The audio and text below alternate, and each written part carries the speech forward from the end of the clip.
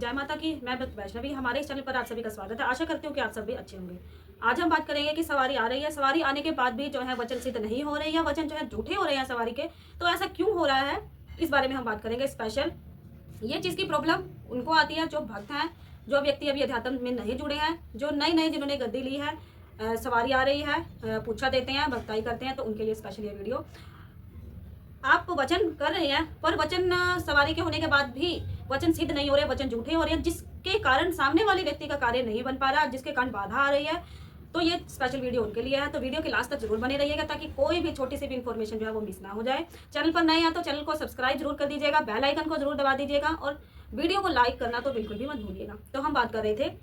कि सवारी आ रही है पर फिर भी जो है वचन सिद्ध नहीं हो रही, ऐसा क्यों हो रहा है? इसके पीछे कई कारण हो सकते हैं, तो जिसके बारे में आज हम डिस्कस करेंगे। पहला ये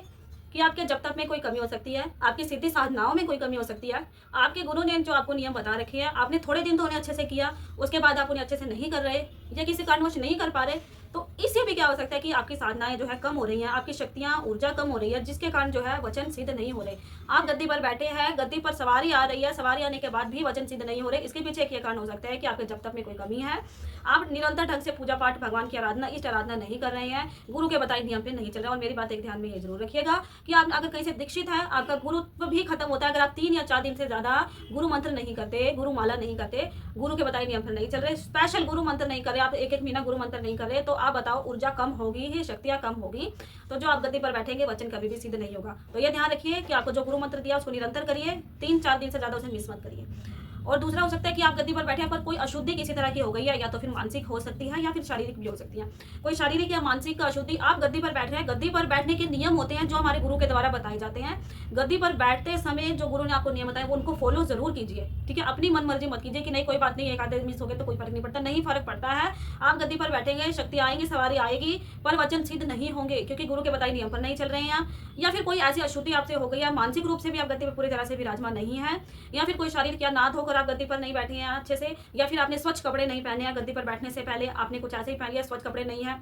ना धोकर अच्छे से, या फिर आपने कुछ प्याज लहसुन का खाया, उसके बाद आप एक अच्छे स्वच्छ गद्दी जो है के नियम होते हैं, आप उस पर बैठ गए हैं, खाना खा लिया, प्याज लहसुन आपने सब कुछ खा लिया, फिर आप आकर कुछ भी करके आप गद्दी पर बैठे हैं, तो उससे क्या वचन सिद्ध होने में दिक्कत हो सकती है। तो गुरु के जो बताए नियम होते हैं, गद्दी पर बैठने से पहले जो आपके इष्ट आराध्य उनका भोग आपने दिया, अरदास लगाई या नहीं लगाई, ये सब जो आपको गुरु बताता है, इनके नियम के हिसाब से जरूर चले और शुद्ध अशुद्ध का ध्यान हमेशा रखें। नहा धोकर स्वच्छ तरीके से स्वच्छ कपड़े पहनकर गद्दी पर बैठे। अगर बीच में से अगर आपको गद्दी पर से उठना पड़ गया है तो फिर दोबारा अगर आप गद्दी पर से उठे हैं तो फिर दोबारा आप नहाइए, धोइए, नहा धोकर दोबारा से न्यू स्वच्छ कपड़े पहनकर दोबारा से गद्दी पर विराजमान होइए, ताकि किसी व्यक्ति को अगर आप वचन कर रहे हैं तो वो झूठे ना हो, उनमें कोई गड़बड़ ना। इस चीज़ का विषय ध्यान रखिएगा। और हाँ, क्या होता है कि हम आसन पर बैठे हैं, हम गद्दी पर बैठे हैं, पर हमारे मन में ये भ्रम होता है, ये डाउट होता है कि ये जो कह रहे हैं, जो माँ की तरफ से हमें संदेश आ रहा है या हम सामने वाले व्यक्ति को जो वचन किया है, शायद ये झूठे ना हो जाएं, या फिर ये तो हो ही नहीं सकता, ये तो माँ झूठ बोल रहे भी, ऐसा कार्य हो ही नहीं सकता भी, सामने वाले व्यक्ति कोई बहुत बड़ा कार्य, माँ ने बोल दिया, आपके इष्ट आराध्य ने जिस चीज़ की भी आपको सवारी आ रही है उन्होंने बोल दिया कि नहीं ये कार्य हो जाएगा, ये मेरा वचन है, पर आप उस पर डाउट कर रहे हैं कि नहीं हो सकता, तो इसमें भी गड़बड़ हो सकती है कि आपके इष्ट आराध्य ने अगर आप वचन कर दिया तो उस पर डाउट नहीं करना, आपने भी नहीं करना और जो सामने व्यक्ति बैठा वो भी नहीं करेगा डाउट। अगर डाउट होता है तो उसमें गड़बड़ हो सकती है, इस चीज़ का ध्यान रखिए। डाउट नहीं करना ना खुद और सामने वाले व्यक्ति को कहना कि डाउट नहीं करना, अगर डाउट करेगा, मन भटकाएगा तो दिक्कत हो सकती है। और नियम, इस चीज का विषय ध्यान रखिएगा, तो नियम का पालन जरूर करिए, नियम का पालन जो है जरूर करिए। गद्दी पर विराजमान हो रहे हैं तो अपने इष्ट के आपके जो नियम है उनका पालन जरूर कीजिए। दीक्षित हैं कहीं से तो गुरु के नियम का जो गद्दी का पालन उनका जरूर कीजिए, ताकि वचन जो है सिद्ध हो, वचन सिद्ध होने में कोई गड़बड़ ना हो। इसके साथ साथ अगर आप गद्दी पर बैठे हैं, बैठने से पहले आप साफ सफाई का विशेष ध्यान रखिए। गद्दी पर बैठे हैं तो मंदिर की साफ सफाई, गद्दी की, आसन की, घर की, खुद की, सब अच्छे से जो आपको पता होना चाहिए इस चीज़ का, अच्छे से साफ सफाई सभी करके उसके बाद अपने आसन पर गद्दी पर विराजमान होइए, ठीक है। ताकि माँ की सवारी आती है, माँ की ऊर्जा आती है तो एक स्वच्छ है, किसी भी इष्ट या देवी देवताओं की आपकी सवारी आ रही है तो बिल्कुल स्वच्छ होती है, उनका एक ऊर्जा मात्र भी ऐसा है कि अगर हमसे इतनी सी भी गलती हो जाती है तो उसका आपको पता है कि आपको भुगतना पड़ सकता है, वचनों में थोड़ी सी दिक्कत हो सकती है। तो इस चीज़ का विषय ध्यान रखिए कि साफ सफाई करके अपने आसन पर, अपनी गद्दी पर विराजमान होइए। उसके अलावा पहले वचन सिद्ध हो रहे थे, अब नहीं हो रहे, तो हमारी साधनाओं में शायद दिक्कत हो सकती है। नियम नित्य पूर्वक पूजा पाठ में दिक्कत हो रही है, आप नहीं कर रहे हैं, इस चीज़ में गद्दी वाले जो स्पेशल व्यक्ति हैं उनको इस चीज़ का विषय ध्यान रखना चाहिए कि आप बिना करे कुछ नहीं पा सकते, क्योंकि जो भक्ताई वाली आपको पता लाइन है ना, बहुत ही ज़्यादा मेहनत कहते हैं ना इसमें होती है, बहुत ज़्यादा होती है। तो इस चीज़ का आप जो है विशेष ध्यान रखिए कि साधनाओं में कोई कमी जो है किसी चीज़ की नहीं आनी चाहिए, ठीक है। आप कह रहे हैं वचन सिद्ध नहीं हो रहे, आप साधना नहीं कर रहे, ठीक है, आपके पूजा पाठ में कमी हो सकती है, इष्ट के वचन में गड़बड़ नहीं है, आपके पूजा पाठ में दिक्कत आ रही है, तभी वो सिद्ध नहीं हो रहे हैं। वचन सिद्ध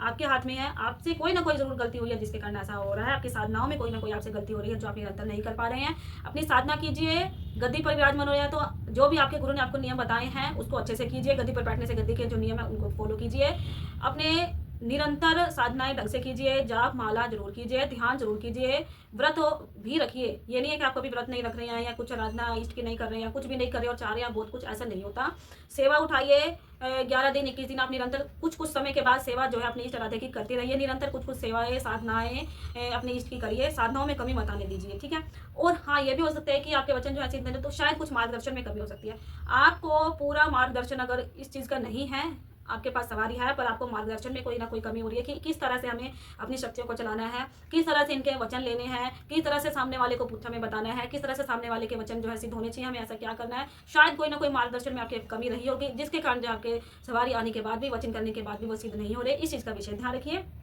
और शायद ये भी हो सकता है कि आपसे कुछ भूल हो गई हो, आपने कुछ मांगा हो या फिर आपकी कुछ ऐसी विश हो उसमें शायद कोई भूल हो गई हो, या फिर आपके पूजा पाठ आराधना में कोई भूल हो गई हो, या गद्दी के नियम में कोई भूल हो गई हो, या फिर ऐसे कुछ और भी मार्गदर्शन में आपकी कमी है, किसी चीज़ ना किसी चीज़ की आपको शायद कोई भूल हो गई हो जिसके कारण जो सवारी आ रही है पर वचन सिद्ध नहीं कर रही। इस चीज़ का ध्यान रखिए, ठीक है। आप ध्यान रखिए कि अगर आप पहले आपके साथ ऐसा हो रहा था पर अब ये उल्टा हो रहा है, वचन सिद्ध नहीं हो रहा, तो ध्यान रखिए शायद आपसे कोई भूल तो नहीं हो गई। उसके अलावा आप ये भी ध्यान रखिए, सवारी आ रही है तो सवारी जो आपको नियम गुरु के मार्गदर्शन पर आप चल रहे हैं, निरंतर चलिए। सवारी आ रही है, आपको जो आपके इष्ट आराध्य बता रहे हैं ना करने के लिए, उनको भी कीजिए, उनको भी कीजिए। आप ये मत सोचिए, ये मत कहिए कि नहीं ये बता दिया तो मैं इसको 4 दिन बाद कर लूँगा या 10 दिन बाद करूँगा, ये चीज़ मत करिए। आपके सवारी आपके आराध्य जो आपको बता रहे हैं उनको नित्य नियम कीजिए, जैसे जैसे वो बता रहे हैं उनको जरूर कीजिए। और हाँ, अगर आपके गुरु नहीं हैं, आप ऐसे अभी चल रहे हैं, कोई बात नहीं, आपने अपने गुरु आपके आराध्य हैं जो नहीं माना आपके गुरु नहीं है, तो ध्यान रखिए कि अपने अच्छे से गुरु की खोज कीजिए ताकि वो आपका मार्गदर्शन कर सकें, आपको इस लाइन में आगे बढ़ा सकें, आपको सिखा सकें कि किस तरह से वचन सवारी से लिए जाते हैं, किस तरह से उन्हें सिद्ध किया जाता है, क्या नियम होते हैं गद्दी पर विराजमान होने के, अपनी शक्तियों को विराजमान करने के क्या नियम होते हैं, गुरु मंत्र किस तरह से किया जाता है, और गुरु मंत्र के साथ साथ और किस तरह से आप मंत्र जो है कर सकते हैं, अपनी साधनाओं में किस तरह से आगे निरंतर बढ़ सकते हैं। तो गुरु की खोज कीजिए, एक अच्छे गुरु से मिलिए और अपना मार्गदर्शन लीजिए, अपने आप को आगे बढ़ाइए। मेरी यही सलाह है कि आप अकेले शायद कुछ ना, हाँ हो सकता है कि बिना गुरु के भी हम कर सकते हैं, पर शायद ये भी हो सकता है कि अगर बाई चांस हम बिना गुरु के नहीं कर पा रहे तो अपना मार्गदर्शन गुरु से जरूर लीजिए, फिर इस लाइन में जो आगे बढ़िए। और इस चीज़ का भी ध्यान रखिए कि अगर आपके गुरु हैं तो आप उनके जो नियम बताए हुए उनको ध्यान में रखिए, उनके हिसाब से आगे चलिए। और जो मैंने आपको बातें बताई हैं इनको जरूर गौर कीजिएगा। जब तक अपनी कमी नहीं करनी है, पूजा पाठ में कमी नहीं होनी चाहिए, सिचुएशन कैसी भी हो अपनी जब तक में रहिए।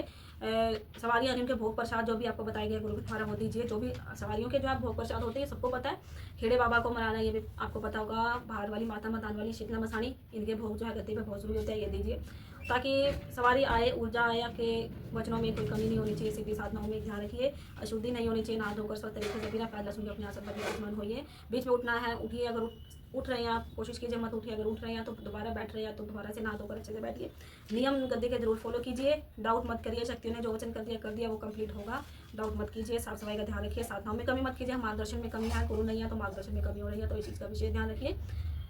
तो ये कुछ ऐसी बातें थी जो सवारी आ रही है पर वचन फिर भी सिद्ध नहीं हो रहे, तो इन चीज़ों का विशेष ध्यान रखें। और अगर वीडियो अच्छी लगी हो तो वीडियो को ज़रूर लाइक कर दीजिएगा, चैनल को सब्सक्राइब कर दीजिएगा, बेल आइकन को दबा दीजिएगा ताकि आने वाली वीडियोज़ के नोटिफिकेशन आपको मिलते रहें। और इन चीज़ों का विशेष ध्यान रखिए जो आपसे बताई गई है। नेक्स्ट वीडियो एक नेक्स्ट अच्छे से टॉपिक पर लाई जाएगी, तो तब तक चैनल के साथ जुड़े रहिए, सब्सक्राइब कर दीजिए। जय माता की, मैं भक्त वैष्णवी।